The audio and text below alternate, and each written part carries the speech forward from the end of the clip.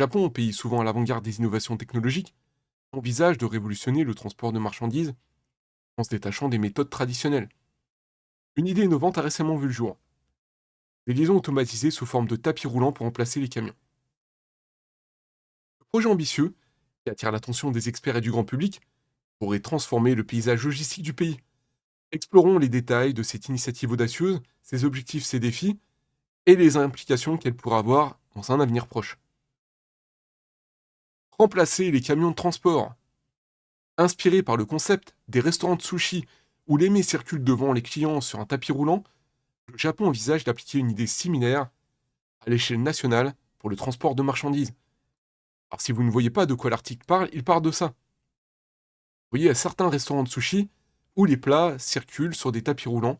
Devant vous, il n'y a plus qu'à se servir.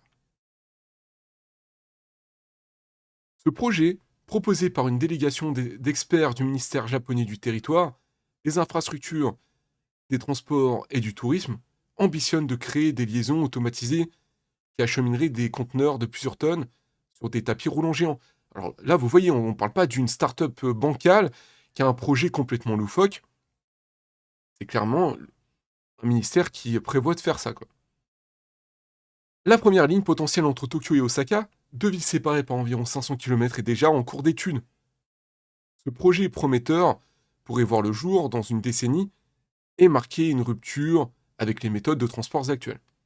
Cependant, plusieurs approches sont actuellement discutées. Installer les tapis le long des autoroutes, creuser des tunnels souterrains dédiés, ou encore créer une voie réservée aux chariots électriques. Ces options soulèvent des questions techniques et économiques, mais elles témoignent de l'engagement du Japon vers un avenir plus durable.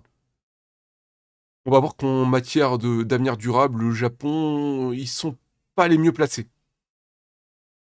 Plusieurs objectifs pour ce projet de tapis roulant. Le principal objectif de cette initiative est la décarbonation du fret routier, en remplaçant potentiellement les 25 000 camions qui empruntent quotidiennement les autoroutes japonaises. Ce système contribuerait à réduire de manière significative les émissions de carbone. Alors, petite précision, en, 2000, en 2020, on parlait de 660 000 chauffeurs routiers au Japon. Et un scénario envisage, projection envisage une baisse. Donc il va y avoir seulement 480 000 chauffeurs routiers en 2030. Et ça va menacer 35% du fret. Il va falloir réallouer. Il va falloir se transporter ce fret. D'où ce projet. C'est la principale problématique. Et pourquoi ce projet? Parce qu'il va y avoir, comme on le voit là, une pénurie de chauffeurs routiers. D'une part, parce qu'il va y avoir un vieillissement de la population japonaise, et il n'y a pas de remplacement de la population, puisque les Japonais, en 2023, faisaient seulement 1,2 enfants par femme. Et pour remplacer la population, il faut avoir un indice de fécondité de 2,1. On en est très très loin. Et là, on parle de 2023. En ce qui concerne 2024, j'ai trouvé des rapports où certains sont optimistes, enfin, un peu plus optimistes, où ils parlent de 1,4 enfants par femme. On est quand même encore loin des 2,1. Et certains sont plus pessimistes et parlent d'une baisse en dessous de 1,2. Donc on souhaite aux Japonais qu'ils montent à 1,4. Mais dans tous les cas, on sera très très loin de ce qu'il faudra. Par ailleurs, le vieillissement de la population japonaise. Ah oui, pardon. En outre, le projet met l'accent sur l'utilisation exclusive de l'électricité, écartant ainsi toute dépendance aux énergies fossiles. Vraiment, c'est ce qu'on va voir après, hein, mais vraiment, ce virage écologique répond à une nécessité impérieuse de réduction de l'empreinte carbone du pays. Alors, en 2023 toujours, euh, les Japonais, en ce qui concerne la production d'électricité, c'était 63,9% d'énergie fossile, 32,3% de gaz naturel, 28,5% de charbon, 3,1% de pétrole. En deuxième position, on est à 25,3% d'énergie renouvelable, ce qui est énorme, hein, sachant que l'énergie renouvelable, on dit que c'est vert, tout ça. Déjà, c'est loin d'être vert. Mais, admettons, l'énergie, elle est pas pilotable. C'est pas comme du fossile ou du nucléaire. ou même un barrage hydroélectrique. Là, on est sur une énergie qui dépend de la nature, qui dépend du soleil, qui dépend du vent. Et en dernière position, on est sur seulement 8,5% de nucléaire. C'est très très faible. Contre 24,6% en 2010. Donc là, on sent bien qu'il y a Fukushima qui est passé par là. Et il y a une grosse peur du nucléaire au Japon. Je n'ai pas été voir, mais je suppose qu'ils ont arrêté d'autres réacteurs en plus de ceux de Fukushima, pour avoir une baisse aussi drastique. Par ailleurs, le vieillissement de la population japonaise et le manque croissant de main-d'œuvre dans le secteur logistique poussent le pays à envisager des solutions automatisées. Les prévisions indiquent qu'un manque de personnel pourrait affecter 30% des livraisons par camion d'ici 2030. Alors vous voyez, moi je vous ai parlé de 35%, on peut couper l'apport en deux, dans tous les cas, ça va faire un tiers du fret, c'est énorme. Pour pallier cette problématique, l'automatisation des tâches apparaît comme une solution viable, garantissant la continuité économique. Cependant, un tel projet nécessite des investissements conséquents, avec des coûts estimés à plus de 21 millions d'euros pour un tunnel reliant Tokyo et Osaka. Pour moi, le rédacteur a clairement fait une erreur. Soit il a remplacé milliard par million, soit il s'est clairement planté, puisque j'ai regardé, ça paraissait très très faible, et j'ai été vérifié. On parle de 500 millions d'euros du kilomètre.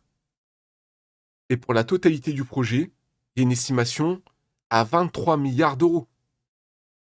Imaginez, 500 km comment dire, de tunnel. Pour un ordre d'idée, Eurotunnel, c'est une cinquantaine de kilomètres, et déjà à l'époque, ça avait coûté plusieurs milliards. Alors là, on parle de 500 kilomètres. C'est énorme. Il faut des moyens financiers énormes, et c'est impossible que ça coûte seulement 21 millions. Et même si on parle d'un pont ou de restructurer des autoroutes, ça paraît très très peu probable. Des défis techniques et économiques à surmonter. Le projet de tapis roulant géant ne se réalise pas sans défis. Les questions relatives à l'infrastructure, à la sécurité et à l'intégration de nouvelles technologies doivent être sérieusement examinées. La mise en place de ces systèmes requiert des avancées en ingénierie pour garantir la fiabilité et la durabilité des installations. La sélection entre les options de surface, souterraines ou dédiées à des chariots électriques nécessitera des études approfondies pour déterminer la solution la plus efficace et économique. Les discussions actuelles avec les entreprises de construction illustrent la complexité de ce projet, qui doit concilier innovation et faisabilité financière. De plus, la nécessité de collaborer avec des experts internationaux pour enrichir le projet tout en posant des défis de gestion. Malgré ces obstacles, le Japon semble déterminé à poursuivre cette vision futuriste, espérant non seulement transformer le transport de marchandises, mais aussi renforcer son positionnement en tant que leader mondial en innovation technologique. Implication pour l'avenir du transport de marchandises.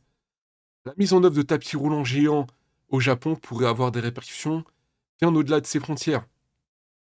Si ce système s'avère efficace, il pourrait servir de modèle pour d'autres pays confrontés à des défis similaires. Cette avancée pourrait également stimuler la recherche et le développement dans le domaine des transports, encourageant l'émergence de solutions encore plus innovantes et respectueuses de l'environnement. Il y a plusieurs projets aussi dans le monde, dont certains malheureusement qui ont avorté, d'Hyperloop, et j'en parlerai dans de prochaines vidéos. En intégrant l'automatisation dans le secteur logistique, le Japon pourrait non seulement améliorer son efficacité économique, mais aussi inspirer une nouvelle ère de transport durable à l'échelle mondiale. Les retombées sur le plan écologique, économique et social pourraient être considérables, marquant euh, une étape importante dans la gestion vers des modes de transport plus respectueux de l'environnement. Ah oui, une autre chose, imaginez, comme je vous l'avais dit, 500 km de tapis, ça doit être excessivement énergivore. Bon, là, vu qu'ils vont avoir une baisse de la population, peut-être que ça va compenser entre le projet qui va consommer énormément d'énergie et la population qui va baisser. Sinon, il va falloir construire de nouvelles centrales. Et là, ils sont près de 2 tiers d'énergie fossile. Donc ça sera certainement d'autres centrales à énergie fossile. Donc on parle de développement durable, etc., on en est quand même vachement loin là. En intégrant l'automatisation dans le secteur logistique, le Japon pourrait non seulement améliorer son efficacité économique, mais aussi inspirer une nouvelle ère de transport durable à l'échelle mondiale. Les retombées sur le plan écologique, économique et social pourraient être considérables, marquant une étape importante dans la transition vers des modes de transport plus respectueux de l'environnement. Ce projet de tapis roulant géant soulève de nombreuses questions sur l'avenir du transport de marchandises au Japon et dans le monde. Alors que le pays s'engage dans cette voie innovante, quels seront les impacts à long terme sur l'économie, l'environnement et la société? Je suis en train de penser à une autre vidéo que j'avais fait sur le désert de Taklamakan. Et je vous conseille vivement d'aller voir cette vidéo parce que ce projet était titanesque, vraiment pharaonique. On parle de 600 000 ouvriers qui ont verdi 3000 kilomètres de désert pour empêcher l'avancée du désert. Alors, je vous la mets en fiche. Je vous conseille d'aller voir cette vidéo. C'est absolument incroyable. Et dites-moi ce que vous pensez de tout ça en commentaire. Abonnez-vous, mettez la cloche. Mettez un pouce pour faire ressortir dans l'algorithme la vidéo.